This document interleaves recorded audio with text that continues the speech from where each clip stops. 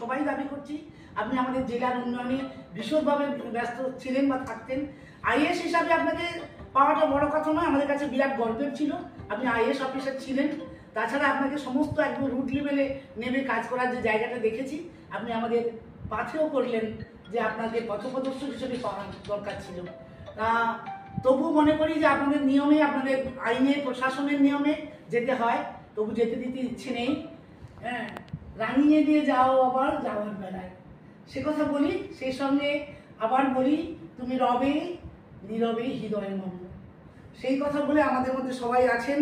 বিদায় বড় স্মৃতিবদ্ধ বেদনা, তবু আমি মনে করবো আপনি যেখানে যাবেন, সে হাওড়াতে যাচ্ছেন, একদম পাশের প্রতিবেশী ডিস্ট্রিক্টে, সেখানে গিয়ে আপনার সমস্ত কর্মপদ্ধতি আরও বেশি সুন্দর উত্তরণ ঘটবে এবং আপনার সুস্বাস্থ্য সুন্দর আর পৃথিবী গোল সব জায়গায় যে কোনো এক জায়গায় দেখা হবে।